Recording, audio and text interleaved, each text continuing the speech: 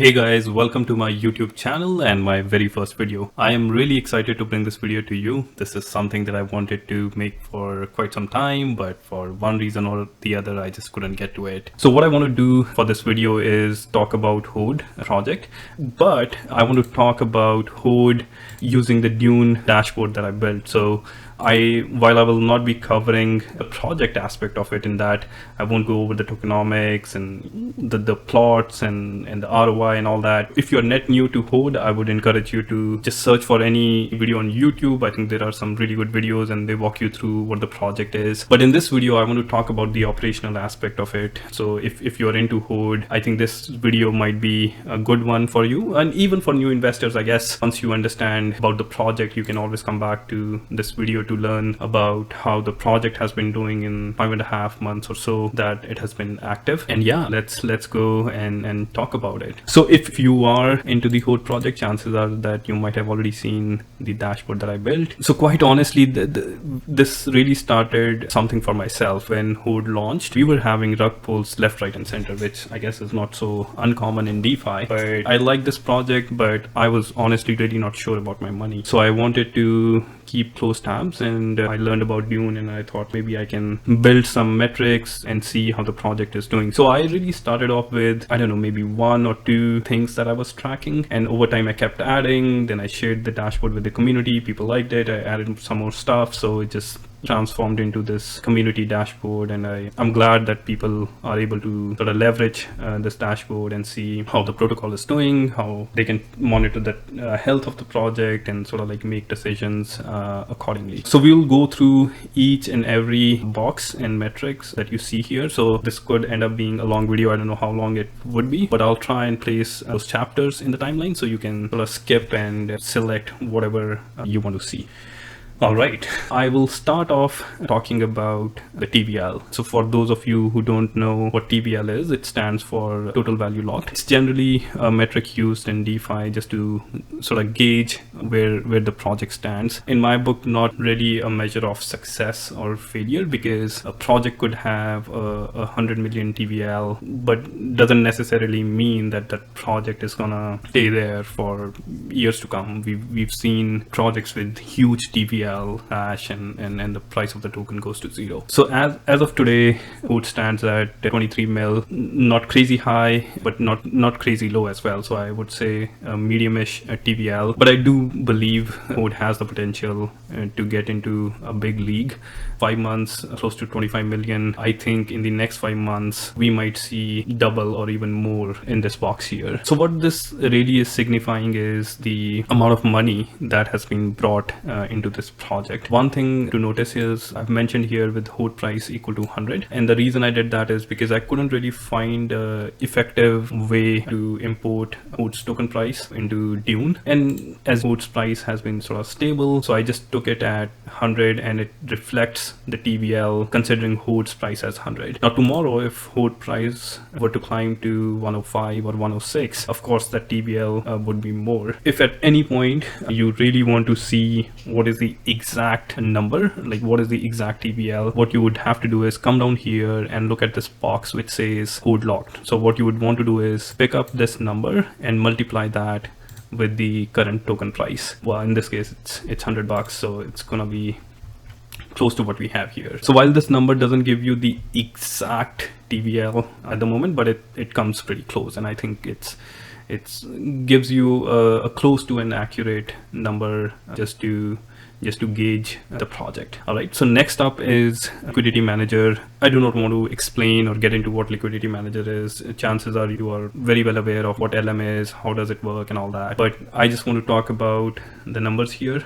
One thing to note once again is I excluded the data from 3/22, which is March 22nd, because there was a big injection of $600,000 from the project team. And if I have that big bar here, it makes all these other bars look really small. So I took that out. So just remember that whatever you are seeing here as balance, so in this case the 1.29 mil, you always have to add 643, or you can just look at this box here. It shows you the actual LM balance at any point. But this chart, what it does is it gives you a good view. So if you really zoom out and see how the LM has been doing, you can see that it's been steadily going up. After, I guess, mid of June is when it really started to climb, and I think this is when they even started injecting the profits from trading bot into the liquidity manager pool. And but not only that, I mean, we've definitely seen organic growth. So if we just look at the last 3 days, so let me make it bigger and let me actually bring out the full data for you. So if I include the data, so let's just, actually it's gonna change everything on the Dune dashboard. So I guess if somebody goes to the website now, they're gonna see it like this, but that's okay. I guess we can have that for some time as I make this video. But you see now why I excluded this data from 321 and 322, because it just makes everything else look really small. But this is when you do a zoom out view, you can really see how the LM has been climbing, right? So let's do this. Let's exclude this once more and run it again. Okay. I think we can still look at this chart because the 600 odd is applicable to every bar here. So we can still look at this chart and see how after June, the liquidity manager saw tremendous growth, and it's close to 2 mil now. So I really like that. Especially I like it when there are organic ads to the LM. What I mean by that is liquidity manager increasing just from the Horde token buys and not increasing from the LM injections. So like the project team taking the profits from the trading bot and then putting into LM, which again, I welcome that, but I would like to see more of organic growth. Like in the last 3 days, you see the daily net 54,000 was added September 1st, 33,000 was added September 2nd, and then another 46,000 was added today, or I guess yesterday. So this is beautiful, right? So we can sort of see that organic growth happening just from the Horde token buys. So that is something I really look forward to.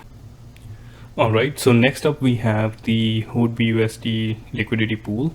And then what this chart is tracking is really the amount of money we have in the Horde BUSD pair. So since this is a liquidity pool, you obviously have the same number of BUSD and the equivalent Horde token balance in this pool, and that's all this chart is tracking. The spike that you see here is the day, I think it was the 16th, when Horde introduced staking, BUSD Horde LP stake. So that's the spike that you see here. And then once again, liquidity pool has been growing. It's been pretty static since April, but once again, I like that the project is constantly doing things to not only increase the fund injection in the LMS, but also in the liquidity pool. When they brought up staking, it definitely helped increase the liquidity balance. So I like that part, that the project is always innovating and looking for ways to bring in more revenue and trying to make the project more sustainable for the investors. Next up, we just have a few boxes talking about the plots. So once again, I'm not going to spend a lot of time on these. I think these are pretty self-explanatory. If you are in the project, you basically know what each of these boxes they mean. One thing to cover here is the 1483 plots that were created using the P-Horde. So in the pre-sale, people were able to buy a P-Horde token for $500. So effectively you were getting a plot for $500. And I don't remember, I actually got one plot in the pre-sale. I don't remember if there was a limit per wallet or not, but this number here basically shows the amount of plots created in pre-sale. This number here shows you the amount of plots created after, and this is basically the sum of two. One thing to highlight here would be sometimes this number is not going to match with the bot that they have in Discord. The reason being the Discord bot is really showing you real-time data, and Dune is always going to lag. And there are two reasons. One, Dune is importing data from certain liquidity providers, so there is always a little bit of lag there. And then the second, all the dashboards that are built on Dune, they are not refreshing this data every minute or so. Some of these tables, they get refreshed every 2 hours, right? So there is a big chance that when you open the dashboard, you might not see the latest and greatest data. Sometimes even these two boxes, the sum of these two boxes will not match here. And the reason being, so let's say if this table or the SQL query runs and this doesn't run for half an hour after, you obviously will not see the right data. But if all these three tables refresh at the same time, the sum of these two will always match here. So just something to note, that there will always be this lag, and it could be up to 2 hours when you're looking at Dune data. This table here again shows you the number of plots being built every day. Once again, just like I explained for the LM table, I removed the data from March 22nd, 23rd because there were like almost, I guess, 2,500 plots created, and if I have that bar here, it's gonna make everything else look really small.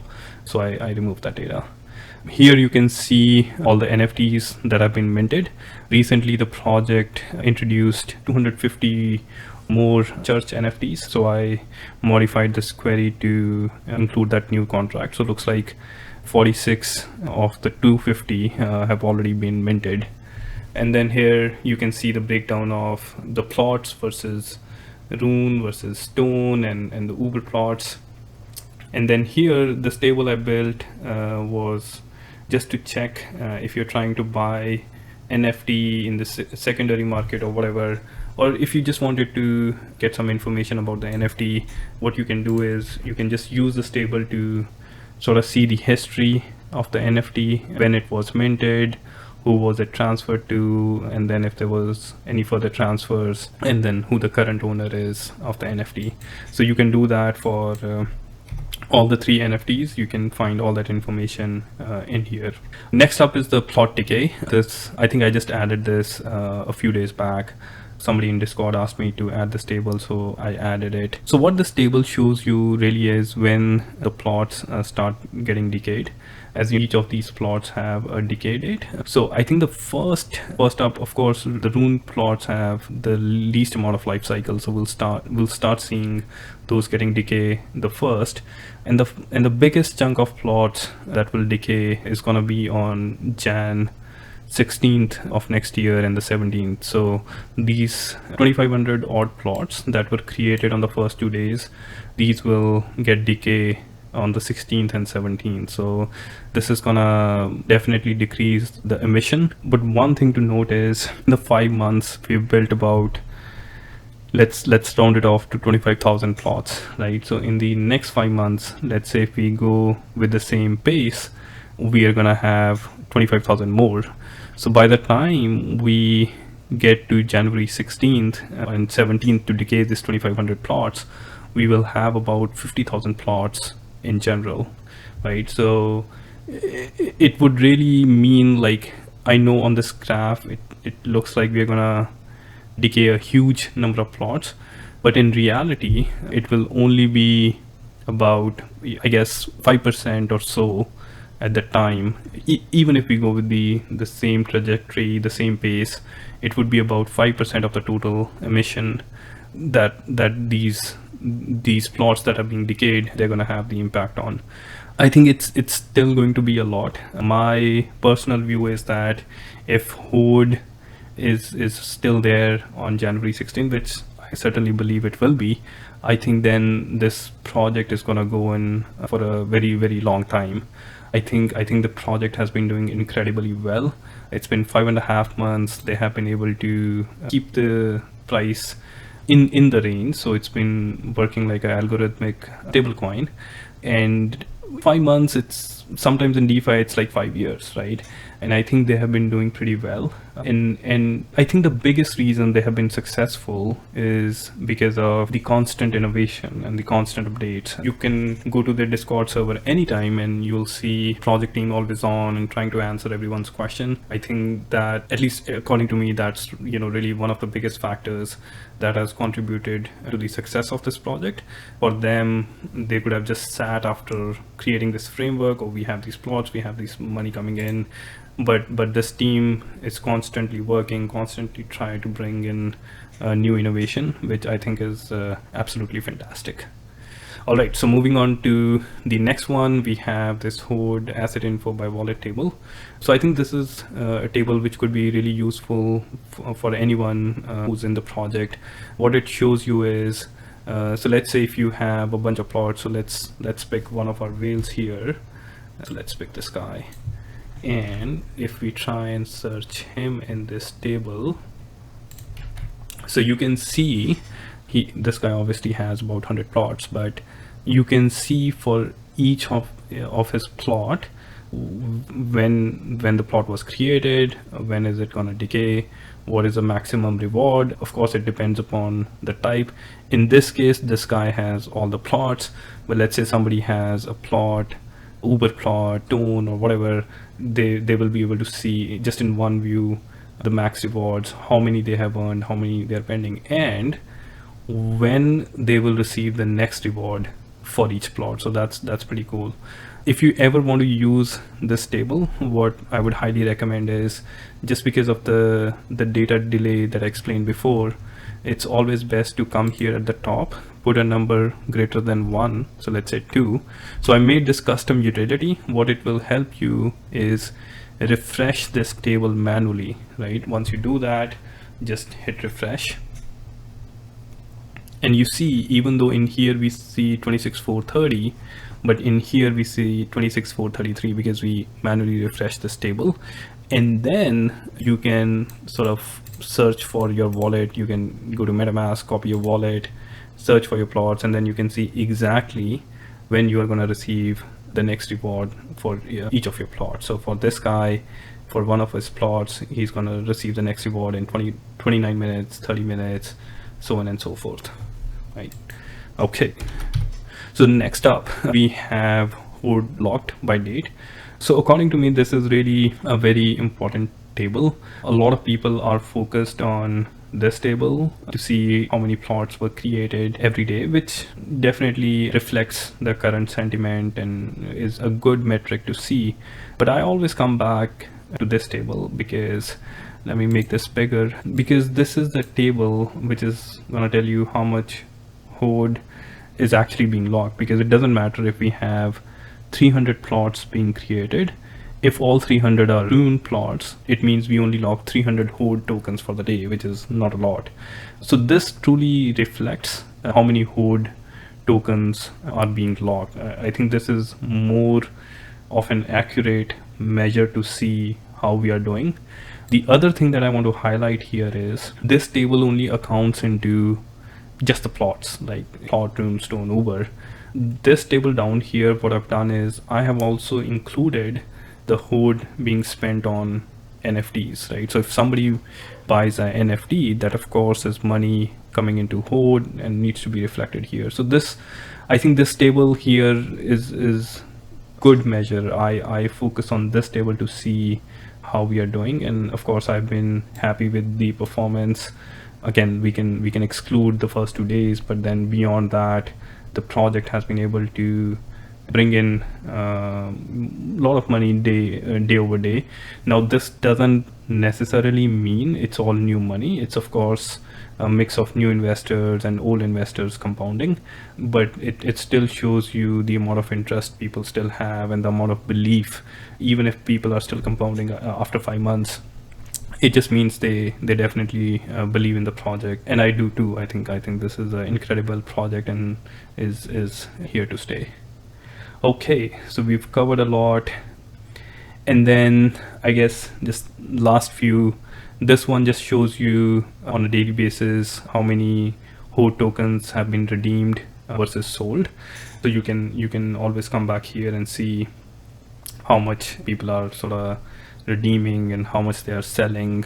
And this one, I like this one. This shows you how much the project has paid till date, right?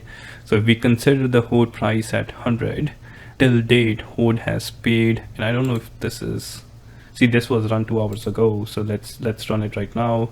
So 160.84 or 844, so which means Horde till date has paid $16 million, which is just incredible, right? And out of the 16 mil, I guess about 10 mil people have already sold and have taken profits. Just incredible numbers here, just an incredible success story. Okay, moving down, these are just 2 tables that I created to track the whales, the top 100 people who in the project. Earlier, I think I just had this table, and when they introduced Stone and Rune, I created this table. So this table just shows you just the plots. I don't know how much more relevant this table is anymore. I guess now we can look at this table because this shows you all like the true whales, right? People who have all kind of plots and all kind of assets. And of course, wherever you see a number greater than 100, as you might be aware, the maximum number of plots, Stone and Rune you can have is 100. But if you have any Uber plots, they do not count towards that max 100 limit, right? So if this guy has more than 100 plots, it means he does have a bunch of Uber plots. Doesn't necessarily mean he has 10 Uber. It could be more or less, but I guess it couldn't be less. But wherever you see more than 100, it just means people have that Uber plot, which is not counting towards that 100 limit. And lastly, we have is Horde Token Holders over time, and this is just showing you the number of wallets that are holding the Horde token. So you can also see this information on BSC scan if you go to the holders tab, and this is where you can see this information. So I guess we can ignore the top 4 because it's just token, LP pool, and I think one of these will be LM and the other will be the rewards pool. So if we ignore the top 4, I guess from here on we have the individual wallets, and the max token that somebody is holding is 500, so less than 1%, which is good because we don't want wallets, a large amount of tokens, because you could always have people dumping and all that. So I don't know what the play here is for this guy, because usually I would want to convert my tokens to BUSD. So I don't know if they plan to stake, or if they're just waiting for Horde to reach a particular price point where they want to sell these tokens. But anyway, I guess you can see the token holders here, and as you can see, we have less than 1% of tokens being held by individual wallet. Biggest is this one. I don't know, I'm curious who this guy is. So let's see if he is one of our whales. Oh, I need to remove 0. Okay, so he does have a bunch of plots, and let's see here, remove 0. Okay, so this guy is one of the Horde whales. So yeah, I'm not surprised they have those many tokens in the wallet. But yeah, I mean, I guess the key thing here is you don't have a large amount of tokens just being held by individual wallets here. So that's what this chart here is tracking. So I guess, yeah, that's pretty much it, guys. So here's my final thoughts on this project. I do like this project, and I like it a lot. I think of all the projects that I got involved at the beginning of this year, this and I guess I think 2 more are the only ones to sort of survive. Yeah, I mean, there are others, but the token price is almost close to zero, so I really don't consider them active. But Horde has been going, and it's been going strong. And I do want to make it clear that nobody paid me anything to do this video, and this is completely, unsponsored video. So I just wanted to put that out there. So what do I like about this project is, really the constant innovation. The team has always been delivering. I think they have a pretty responsive team, and I've seen it in Discord. They're open to criticism. They do take feedback. So I like that part. I like that they have multiple revenue streams. I like how they're leveraging LMS to generate more revenue for the project. I am definitely awaiting their mobile game. I like that. I think they mentioned that they are not really focusing just on the crypto community for the mobile game. They are really looking at the larger audience. I think they are gonna release the game on Android, so Android has a pretty big community. I have an Android phone, so I like that. I think I'll be able to play this game. So yeah, that's another thing I've been looking forward to. And lastly, what I like is that they have been able to keep the price stable, and they have been able to pay their investors. And usually in DeFi we see the projects really start out really strong and then fizzle out pretty soon. So I like those aspects of Horde. Now, what I would like to see is, addition of more revenue streams. From what I understand, they're going to have a AMA soon, and they're going to release yet another revenue stream. So I'm excited to hear, what they are really going to bring to the table. The other thing that I would like to see is the delivery of the mobile game on time. It is, I think, really important that the team delivers on time. I think they were targeting Q3 for the beta and Q4 for the full release. This community, crypto community, DeFi community, it moves really fast, and I think it's really important to hit milestones, and milestones that you sort of set and you sort of announce to the world. So it's really important. Because if you don't deliver, it can definitely bring in a lot of FUD. Speaking of FUD, I think the team needs to actively respond to any FUD. There's been a lot of drama happening in the last few months, and we saw some drama with one of the Horde's LMS partners. I get it, whatever happened was it had nothing to do with Horde or the team, but I think that the Horde team needs to actively be responsive to any sort of FUD and make sure it doesn't bring any negative impact on the Horde community. So yeah, overall I'm really bullish. I think I'm in the project for the long run. So yeah, that's pretty much it, guys. If you really watched until the end, I really appreciate you for your time. Please definitely like and subscribe. It's gonna give me a lot of encouragement. I do plan to bring out more content, and definitely follow me on Twitter. I think I'm a lot more active on Twitter. You will see a lot more updates from me if you just follow me on Twitter. So yeah, that's pretty much it for this video. Thank you once again for watching.